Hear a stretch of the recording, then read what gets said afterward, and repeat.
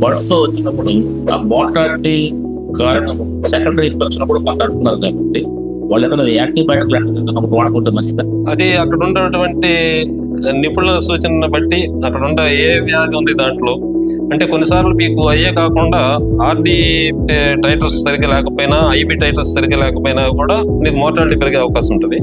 ఆ పరిస్థితిని బట్టి దాన్ని బట్టి యాక్ట్ చేయాలి. సార్ ఇప్పుడు బర్డ్ ఫ్లూ లేయర్స్ బ్రాయిలర్స్ రెండులో ఈక్వల్ గా వస్తుందా? లేయర్స్ లో ఎక్కువ బ్రాయిలర్స్ లో తక్కువ అలా ఏమన్నా వేరియేషన్ ఉంటుందా? అట్లా అనేది కాదండి, దేంట్లో అయినా రావచ్చు. కానీ ఆ వైరస్ ఎంట్రీ పాయింట్ అవటానికి ఆస్కారం ఏ ఫారం ఉందో అక్కడ ఎక్కువ రావడానికి అవకాశం. జనరల్ గా బ్రాయిలర్స్ లో లేయర్ లో తీసుకుంటే బ్రాయిలర్స్ లో కొద్దిగా మేనేజ్మెంట్ వైజ్ గా అంత శ్రద్ధ తీసుకోరు లేయర్ లో తీసుకున్నంత.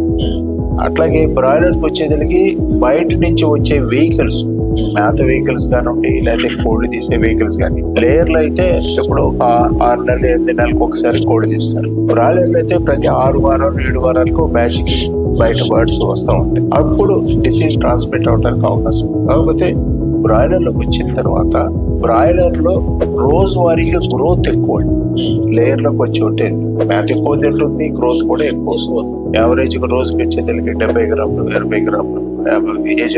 కాబట్టి వీటికి స్ట్రెస్ ఫ్యాక్టర్ అనేది ఎక్కువ వస్తుంది బ్రాయిలర్. అప్పుడు వైరస్ వచ్చినప్పుడు తొందరగా మల్టిప్లై అవడానికి అవకాశం